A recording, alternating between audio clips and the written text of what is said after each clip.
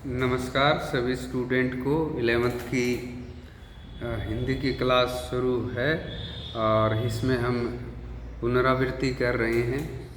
Revision चला हुआ है, सारा सिलेबस करवा दिया गया है और आज हम ने दोपहर का भोजन जो आपका पाठ है उसको लिया है। इसके जो लेखक हैं वो अमरकांत जी हैं और ये गरीबी से जूझते हुए एक निमन परिवार जो शहर में रहता है उसकी कहानी है।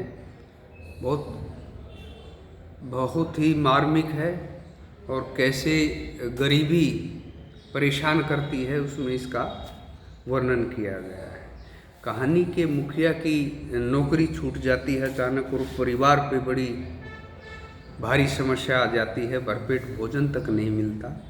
बड़ा ही मार्मिक गरीबी का चित्रण इस कहानी में अमरकांत जी ने किया है और इसके पहले पात्र समझ लीजिए। पात्र के नाम याद होना बहुत ही आवश्यक है और इसके लिए नाम मैं बता रहा हूँ। मुंशी जी हैं और जो नायिका है उसके पति हैं और सिद्धेश्वरी है जो इस कहानी की एक प्रमुख नायिका है। और 21 वर्षीय जो बड़ा बेटा है उसका नाम रामचंद्र है और 18 वर्षीय जो मंझला बेटा है उसका नाम मोहन है और 6 वर्षीय बेटा है प्रमोद।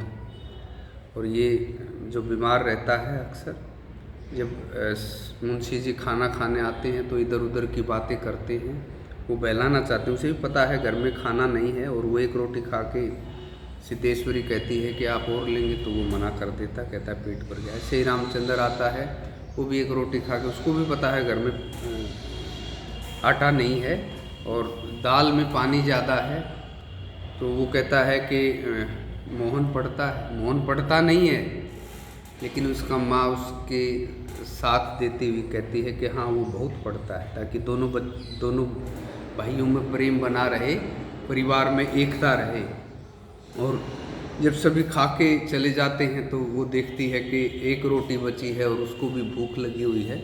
और जैसे ही सिद्धेश्वरी खाने के लिए तैयार होती है तभी उसको प्रमोद की याद आती है जो चारपाई पे लेटा हुआ है, बीमार है, और वो उसके लिए उस रोटी को रख देती है और आंखों में आंसू आ जाते हैं और वो दो तीन गिलास पानी पीती है और रोने लग जाती है। ये बड़ी मार्मिक ये सार है इस कहानी का। और इसमें जो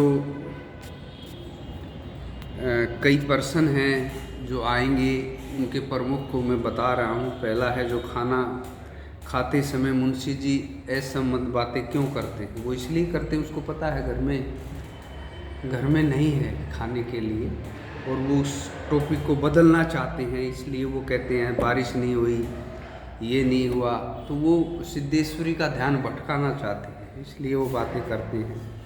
एक प्रमुख प्रश्न है कि सिद्धेश्वरी ने झूठ क्यों बोला, उसका एक झूठ 100 सच के बराबर है, ये क्वेश्चन आता है।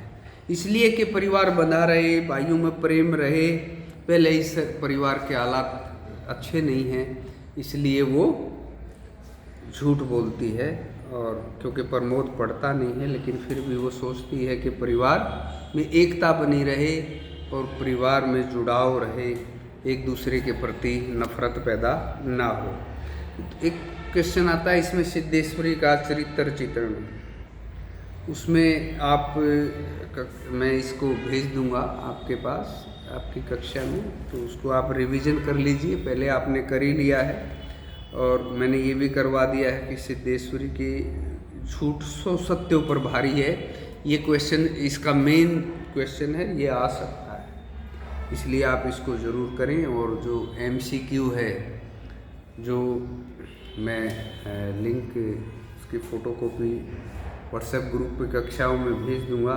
इसमें मेन यही है कि आपको कहानी का सार याद होना चाहिए। यदि आपको सार आता है तो आप सभी क्वेश्चन करके आएंगे, MCQ भी करके आएंगे। जो भी क्वेश्चन हैं उनके आंसर मैं पहले लिखवा चुका हूँ, चेक कर चुका हूँ। इसके बाद भी दोबारा मैं उनके आंसर भी आपके व्हाट्सएप ग्रुप पे भेज दूंगा। और MCQ इस जो कहानी है दोपहर का भोजन, इसकी भी मैं भेज दूंगा और आप इसको याद करिए। याद करना बहुत ज़रूरी है, परीक्षा आ रही हैं, पोल्यूशन की वजह से कक्षाएं नहीं हो रही हैं, तो आपको वैसे भी काफ़ी सीरियस रहना चाहिए। ये बहुत ज़रूरी है कि आप घर पे बैठ के अपना काम करें। जैसे स्कूल आते हैं, इसी तरह अगर आपके पिताजी फ़ोन लेके गए हैं तो शाम को इस लिंक पे क्लिक करके और यूट्यूब से ये ज़रूर पाठ को मेरा सुने और आप काम भी करिए साथ ही साथ। Thank you.